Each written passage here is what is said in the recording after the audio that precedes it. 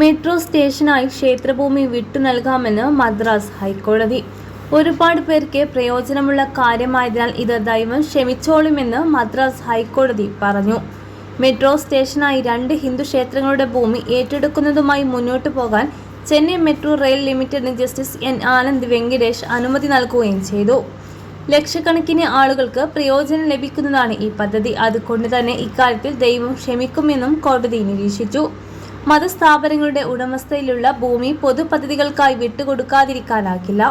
ഇത്തരം കാര്യങ്ങൾ പ്രത്യേക പരിഗണന നൽകാനാവുമാകില്ല. സംസ്ഥാനത്തിന്റെ ഉന്നതാധികാരം വിനിയോഗിച്ച് മതസ്ഥാപനങ്ങളുടെ ഉടമസ്ഥതയിലുള്ള ഭൂമി ഏറ്റെടുക്കുന്നത് അനുവദനീയമാണ്. ഭരണഘടനാ വകുപ്പ് 25-26 പ്രകാരം ഇത് ആരുടെയും ഒരാളുടെ മൗലികാവകാശങ്ങൾ ലംഘിക്കുന്നില്ല എന്നും ജസ്റ്റിസ് എൻ ആനന്ദ് വെങ്കിടേഷ് നിരീക്ഷിച്ചു.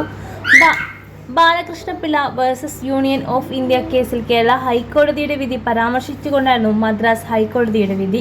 ദേശീയപാത വികസനത്തിന് വേണ്ടി അത് മതസ്ഥാപനങ്ങളെ ബാധിച്ചാൽ ദൈവം നമ്മോട് ക്ഷമിക്കും എന്ന് കേരള ഹൈക്കോടതിയുടെ വിധിന്യായത്തിൽ പറഞ്ഞിട്ടുണ്ട് എന്നാണ് കോടതി നിരീക്ഷിച്ചത്.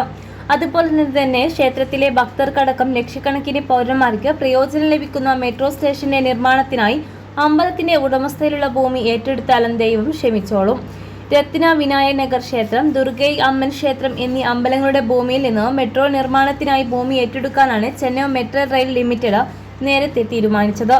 എന്നാൽ വിശ്വാസികൾ ഈ നീക്കത്തെ എതിർത്തു. വിശ്വാസികളുടെ സംഘടനയായ ആലയം കാപ്പ് ഫൗണ്ടേഷൻ CMRൽ തീരുമാനത്തിനെതിരെ കോടതിയിൽ പൊതുതാൽപര്യ ഹർജി സമർപ്പിക്കുകയും ചെയ്തു. ഇതോടെ ക്ഷേത്രഭൂമി ഏറ്റെടുക്കാനുള്ള തീരുമാനത്തിൽ നിന്ന് CMRൽ പിന്മാറി. ക്ഷേത്രങ്ങളുടെ എതിർവശത്തുള്ള യുണൈറ്റഡ് ഇൻഷുറൻസ് കമ്പനിയുടെ ഹെഡ് ഓഫീസ് ഉൾപ്പെടുന്ന പ്രദേശത്ത് നിന്ന് ഭൂമി ഏറ്റെടുക്കാമായിരുന്നു പിന്നീട് CMRൽ തീരുമാനിച്ചത്.